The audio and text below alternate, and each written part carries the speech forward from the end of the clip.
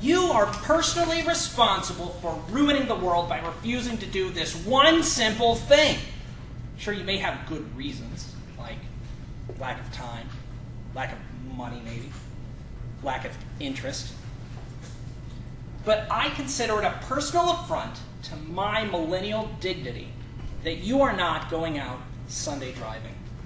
Right now, the establishment is telling us to do more important things like watch the debates, listen to pop music, eat organic food, and use less gas because we are ruining the planet. I say that's hogwash and balderdash. The cool kids use words like that today, right? I'll give you 3 good reasons why you should go Sunday driving that have nothing to do with religion, politics, or sports. Because I'm told that those are scary subjects for most people. Reason number 1, watching TV is not going to make you happier. Trust me, I'm an expert, being as I don't own a TV. You think the 25,000th presidential debate is going to teach you anything new about the presidential candidates? Is this something that you didn't learn the other 24,999? You think that your hope for quality script writing is going to be restored by this week's episode of Madam Secretary? You think that your team is going to win the cup or bowl or whatever other piece of dinnerware they're competing for these days just because you paint your chest and eat Cheetos and yell at the television? Well, I gotta tell you, you're not going to learn anything new. Your hope is not going to be restored, and your team's still probably going to be losing. And let's be honest here, you're an adult. Chest paint just kind of looks silly. Act your age. Well, you know what might make you happier?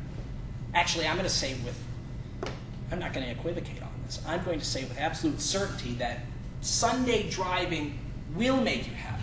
Get in your car, roll down the windows, and go for a Sunday drive. Trust me, I'm a millennial, and as such, I've had 25 years to become an expert at all things.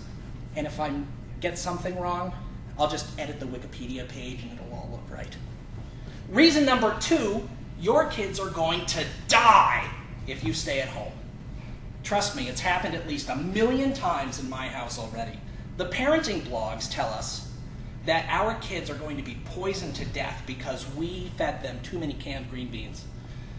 They are going to grow up to join a gang, sell drugs, and get shot because we didn't use enough of the appropriate words of affection when they were learning to talk. And they will never grow up to be president because we didn't take out that second mortgage to get them that new wooden, lead-free, educational, organic toy or whatever it is that's out there.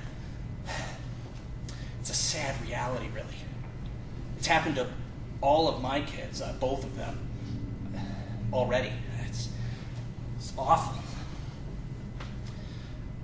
Well, what's the solution to all of this?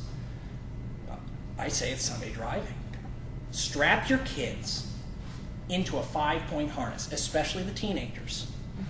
They'll thank you when they're older. Just tell them you're just trying to protect them from that Trump sign that they'd obviously see if you didn't restrain them.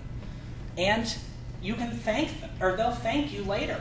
And you can thank me in 15 years after all the kicking and screaming when your son finally smiles at you, points out the window and says, hey, look, there's a cow. That's what you call one of those #parent wins. Reason number 3, 3A actually, you might miss something. Bing! Are you going to get that? You just got a new Facebook notification. You might have been invited to a party. That might have been the Pope just wanting to tell you that he loved your new blog post and he's retweeting it at Pontifex. Can you believe that Kanye West would say that? What is Kim going to do? I'm shocked. Well, I wouldn't blame you for not noticing those notifications or jumping up with superhuman reflexes. In fact, I'm discouraging just that. I personally find it insulting that the 1% of people that write books on personal happiness neglect Sunday driving as a way to limit your stress. I'll give them points for telling you to turn off your phone, but really they need to be talking about Sunday signing. Sunday driving is a fantastic way to ensure that you miss something. Reason 3B, you might just miss something. If you answered yes to any of the questions in 3A, you are certainly going to miss something. I've been Sunday driving for several months now, and as such, I think I'm the resident expert on the subject. And you know, in that time, I have learned that churches almost always have fascinating histories. Politicians have always been crooks, and toddlers eventually stop fussing and enjoy and appreciate looking out the windows. And you know, I didn't have to get on FaceSpace or the Pinternet to learn any of those things. I came, I saw, and I learned. And now I learn with superhuman strength because I know what I'm looking for, and I'm excited to find it. There really is a story down every road. That house looks old. Who do you think lived there? Was he a politician? I'll bet he shot somebody. He might have been rich. You just have to look out your window from time to time, or else you will most certainly miss something fascinating. Quite frankly, I could go on, but I shouldn't have to. Trust the science on this one. 97% of scientists agree with me, and those other 3%, they're just deniers. You can dismiss their research.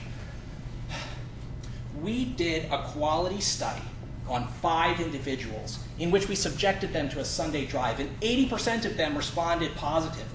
The other 20%, they fell asleep. And I'm going to consider that a positive result as well. With results like that, I am urging, no, I am demanding that our next president insist that all of us take Sunday drives, at least 50 miles. And if you can't afford a Sunday drive, one of the quality writers at drivingonsunday.com will provide one for you. We're talking about basic human rights here, basic human dignity. It is a human right for all of us to go on Sunday drives. We all deserve this, but since I can't convince you, I'm just going to crawl back into my safe space. It's a minivan.